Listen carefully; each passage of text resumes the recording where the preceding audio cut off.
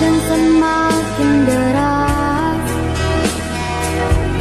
Di malam ini aku sendiri dalam kedinginan tanpa hangat api. Hanyalah